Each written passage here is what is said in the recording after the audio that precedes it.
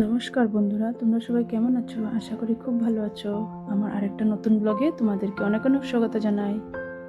আমি এখানে সেদিন ট্রাই করছিলাম ঘরে পনির মশলা কারি রেস্টুরেন্টের মতন। তো এখানে আমি নিয়ে আনিছিলাম পেস্টের জন্য কাঁচা লঙ্কা। তোমরা যদি ঝাল খাও কাঁচা লঙ্কা কমায়ও নিতে পারো। কাজু নিছিলাম, গোটা গরম মশলা আর আদা কুচি, টমেটো নিছিলাম। তোমরা চাইলে কিশমিশও দিতে পারো, আমার ঘরে ছিল না তাই দেইনি। আর এখানে যে আমার পেস্টটা হয়ে রেডি।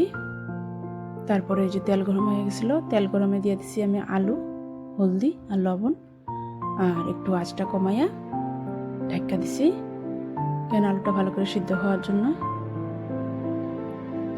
আলুগুলো এই যে লাল লাল হয়ে গেছে, তারপরে নামাই ওই তেলে দিয়ে আমি পনিরগুলো দিয়ে দিছিলাম। পনিরগুলো ভাজার পরে নামাই আমি তেলে দিলাম আর পেস্ট করা মশলাটা আর এখানে আগে থেকে রেডি করে রাখছিলাম হলদি পাউডার, জিরার গুঁড়ো আর লবণ দিয়ে পরে দিয়ে আমি ভালো করে কষাইয়া মশলাটা এখানে দিয়ে দিয়েছিলাম ভাজা রাখা আলু আর পনিরগুলো।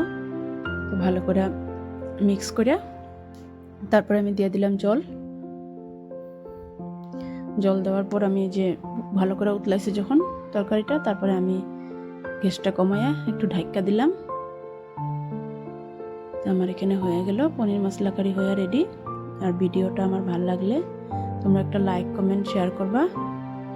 আর এই যে মেয়ের পাতে পড়ে গেছিল সাদা ভাতের সাথে গরম গরম পনির মশলা কারি, ও খেয়ে বলছিল মা খুব টেস্টি হয়েছে।